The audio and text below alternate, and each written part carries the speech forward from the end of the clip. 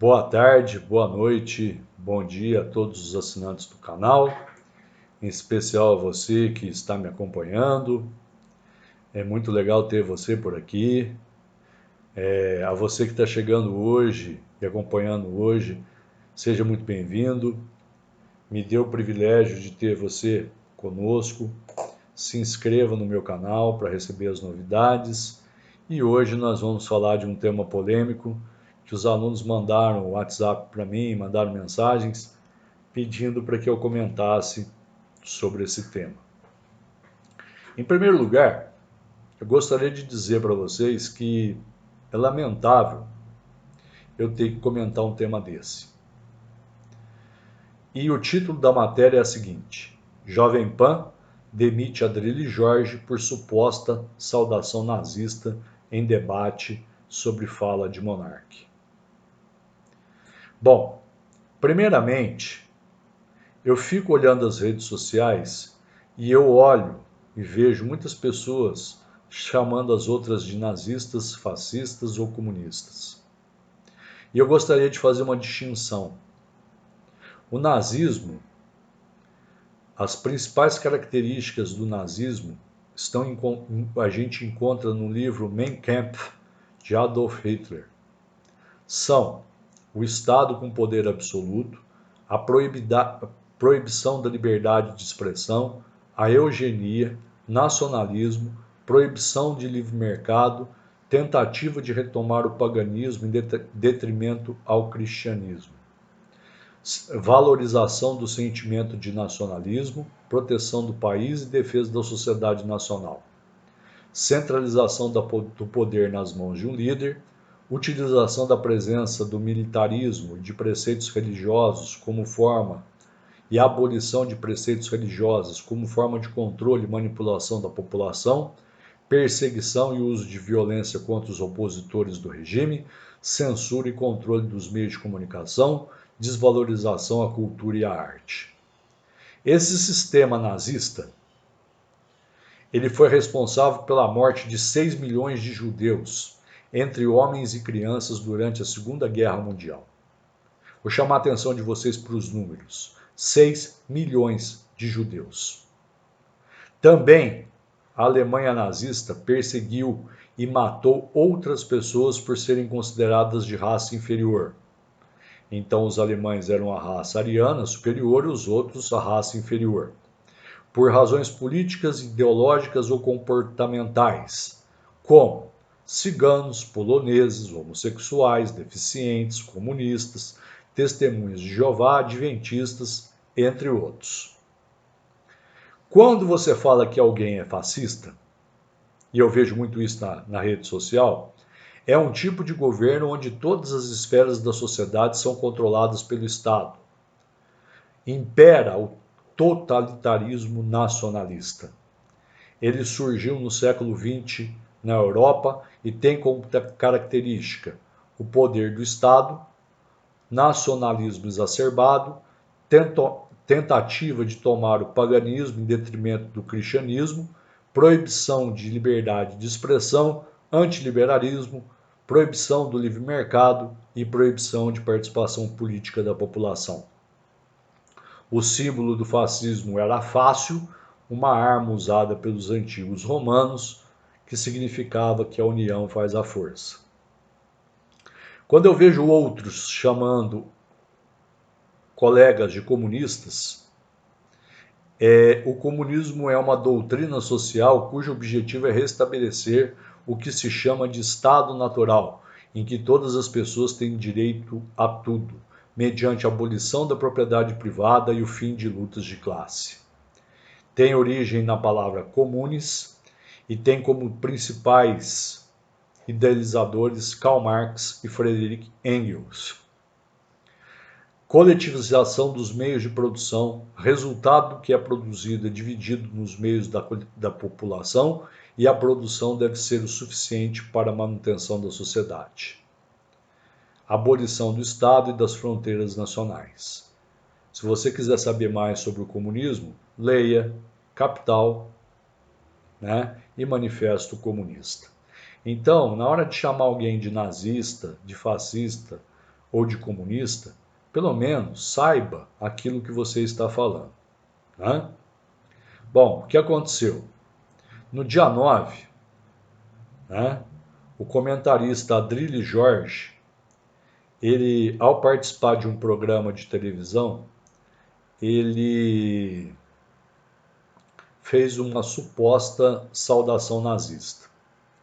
O gesto foi exibido no encerramento de um debate sobre as declarações feitas pelo influenciador Monark durante o programa Flau Podcast. Bom, essa saudação nazista, a princípio, fere a lei 7716 de 5 de janeiro de 89, que determina que é crime a veiculação de símbolos, ornamentos, emblemas distintivos ou propaganda relacionados ao nazismo no Brasil. A Constituição Federal considera este ato como inafiançável e imprescritível. O ministro Moraes, do Supremo Tribunal Federal, apontou ou criticou o ato dizendo que é uma atitude abominável e criminosa. Os coletivos judaicos, né, cobraram a demissão do profissional, né, e diziam o seguinte: já vimos várias atrocidades sendo feitas nessa TV, mas um Sig Hell é absurdo demais até pela Jovem Pan. Uma outra questão: estaria o nazismo, né, fascismo ou comunismo, acobertado pela liberdade de expressão? Usuários do Twitter identificaram um comentário feito pelo apresentador William Travassos após o encerramento do programa. Surreal, Adrilles, afirmou o jornalista. Depois disso, Adrilles ri da fala de Travassos. Pouco antes do anúncio da demissão, a Jovem Pan divulgou um posicionamento que repudia o nazismo e a perseguição de qualquer grupo. Né? O que acontece? Ele foi demitido. O youtuber Bruno Ayub, conhecido como Monark, depois que ele defendeu a existência de um partido nazista do Brasil em entrevista com os deputados Kim Kataguiri e Tabata Amaral. Existe no Brasil uma onda neonazista? Uma das afirmações de Monark, apontadas como antissemita no programa apontado, foi: eu sou mais louco que vocês. Eu acho que tinha que ter partido nazista reconhecido pela lei. Em reação, Tabata Amaral citou o Holocausto, onde nós vimos que morreram pelo menos 6 milhões de judeus, e Kim Kataguiri chegou a dizer que a Alemanha estaria errada em criminalizar o nazismo. Veja o que esse deputado fala. Chegou a dizer que a Alemanha estaria errada em criminalizar o nazismo. O período foi marcado pelo extermínio de 6 milhões de judeus. Depois, para se defender, Monark publica um vídeo onde pede desculpas porque estava bêbado. O nazismo, apenas para lembrar essas duas pessoas, ele prega a destruição de todos os povos e indivíduos que possam contaminar a presumida pureza da raça ariana. Essa ideologia foi posta em prática por Adolf Hitler em 1930 e 40, como política de Estado na Alemanha. De 41 a 45, 6 milhões de judeus foram executados nos campos de concentração nazistas. Isso ficou conhecido como o Holocausto. E não foram só judeus que morreram. Foram negros, judeus, gays, pessoas com deficiência física, pessoas com deficiência mental, ciganos, comunistas, testemunhas de Jeová. Nossa lei penal criminaliza essa conduta no artigo 20 da Lei 7716. Com a pena de reclusão de 2 a 5 anos e multa. Né? E também determina que o juiz pode recolher a apreensão dos exemplares, cessar as transmissões telefônicas e televisivas, respectivas transmissões, interdição pela rede mundial de computadores e, depois que transitar em julgado a sentença penal condenatória, destruir o material apreendido. Né? O que acontece? Outros autores defendem que essa conduta fere a Lei 7.710 de 83, né? Que atente, porque ela atenta e expõe em risco a segurança nacional. Em outro doutrinador, né, que eu fui consultar, o regime nazista ele é o oposto da forma de governo constante no Brasil. E daí a razão desses doutrinadores conceituarem essa conduta como crime contra a soberania nacional. Fazendo pesquisas, eu encontrei o habeas corpus 82424 de 2003. Eu queria que vocês anotassem. Habeas corpus 82424 de 2003, falando sobre a liberdade de expressão e um autor que publicou um livro antissemita. Escrever, editar, divulgar e comercializar livros, fazendo apologias a ideias preconceituosas e discriminatórias contra a comunidade judaica, constitui crime de racismo, sujeito às cláusulas da inafiançabilidade e imprescritibilidade. Então, essa ideia sobre a tese da liberdade de expressão já foi afastada por esse habeas corpus, que tem o número 82424, em que foi relator o ministro Moreira Alves, julgado em 17 de setembro de 2003, no Tribunal Pleno do Supremo Tribunal Federal. Basta você digitar lá STF HC 82424, que você vai conseguir o habeas corpus na íntegra. Né? E aí, o que fez o youtuber Pluno Ayub? Em vídeo publicado no Twitter, ele alegou que ele estava muito bêbado quando ele falou sobre o nazismo e pediu desculpas à comunidade judaica. Bom, aqui nós entramos no direito penal, mais especificamente na questão da embriaguez. O critério quanto à aferição da capacidade é biopsicológico, ou seja, a idade e capacidade. Né?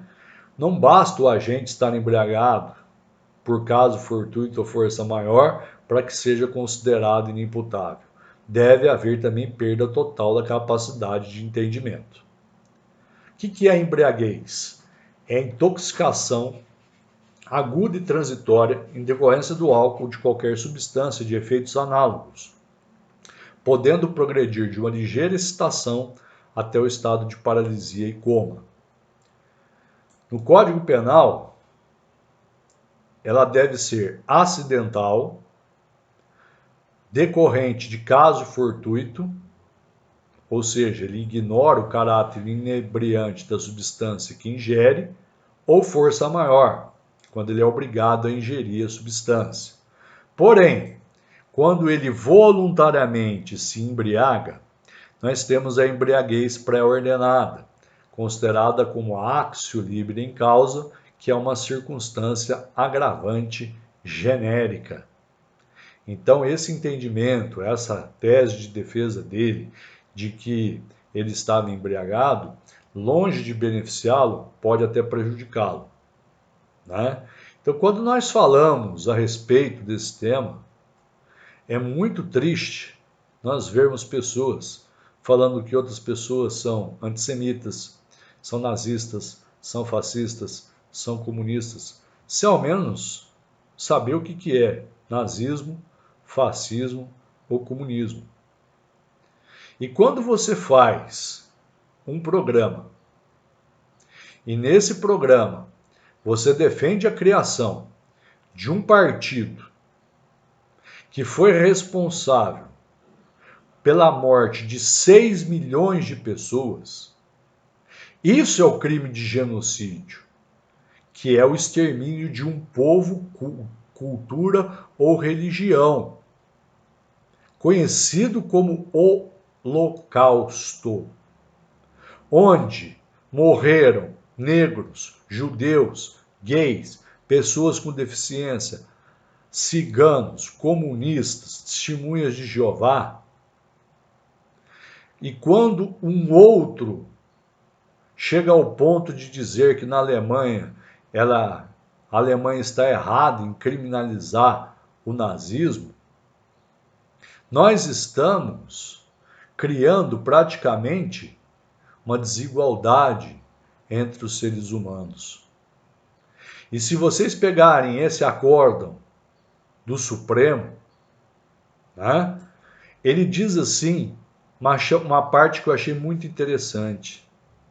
Com a definição e o mapeamento do genoma humano, cientificamente não existe distinção entre os homens, seja pela segmentação da pele, formato dos olhos, altura, pelos ou por quaisquer outras condições físicas, vistos que todos se qualificam como espécie humana. Não há diferença biológica entre os seres humanos. Na essência, são todos iguais.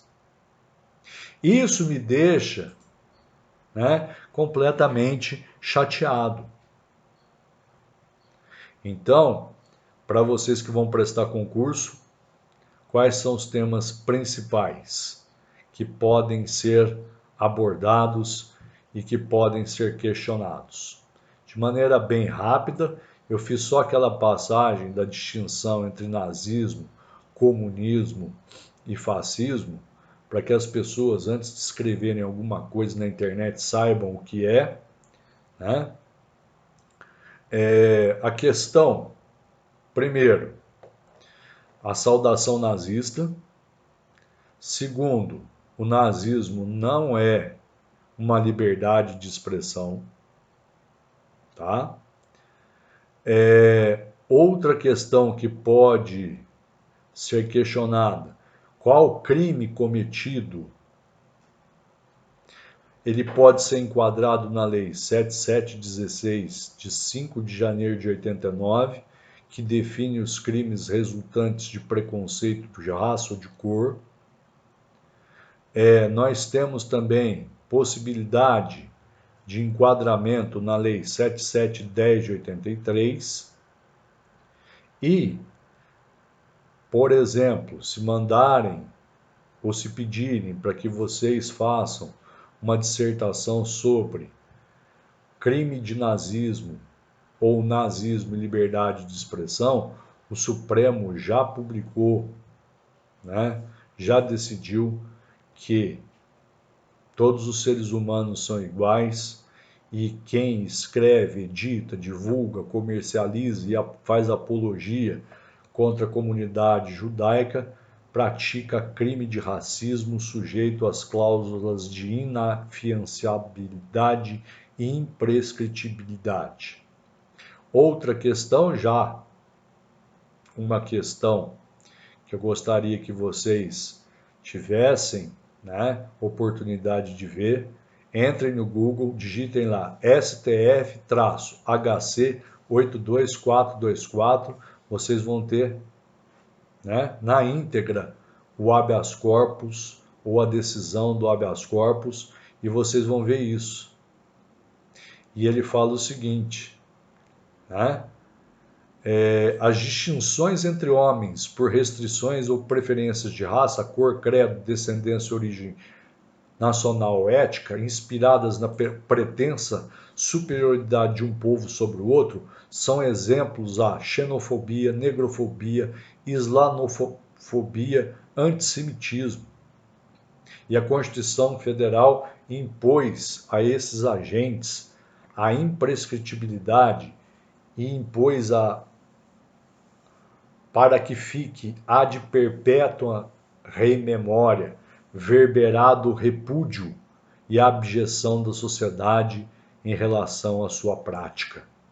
Todos os seres humanos são iguais. E se questionarem, e pode ser questionado no exame de ordem, quanto à embriaguez, o sistema adotado é o biopsicológico, idade mais capacidade.